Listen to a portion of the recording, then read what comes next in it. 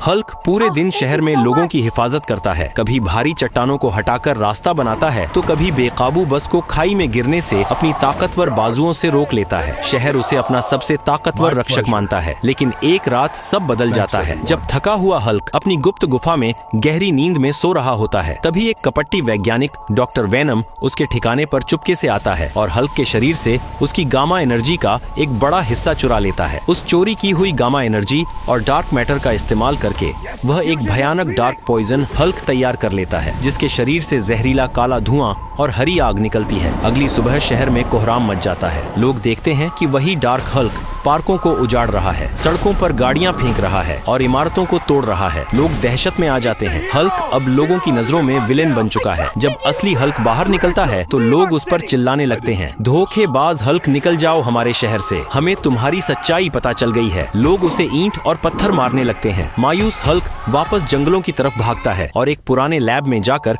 अपनी स्थिति को समझता है। उसे पता चलता है कि डार्क पॉइजन हल्क को हराने के लिए उसे अपनी बची हुई शक्ति को एक नए गामा टाइटन आर्मर में बदलना होगा। कड़ी मेहनत के बाद हल्क एक चमकदार सुनहरे और हरे रंग का गामा टाइटन आर्मर तैयार करता है। जैसे ही वह यह कवच पहनता है, धरती कांपने लगती है और उसकी ताकत दोगुनी हो जाती है। वह डार्क पॉइजन हल्क से भिड़ने के लिए शहर के बीचों बीच पहुंचता है। उधर डॉक्टर वेनम भी अपने डार्क हल्क के साथ तैयार था। दोनों के बीच भयंकर टक्कर होती है। एक मुक्के से जमीन फट जाती है और दूसरे से आसमान गूंज उठता है। लेकिन धीरे धीरे असली हल्क की सांसें फूलने लगती हैं, क्योंकि गामा टाइटन आर्मर की असली ताकत लोगों के भरोसे और प्यार से ही जागती है। तभी हल्क गिरते गिरते लोगों से कहता है, दोस्तों मेरी शक्ति खत्म हो रही है, प्लीज जल्दी लाइक और सब्सक्राइब कर दो वरना बुराई जीत जाएगी। Friends, my strength is ending, please quickly like and subscribe और इविल विल विन।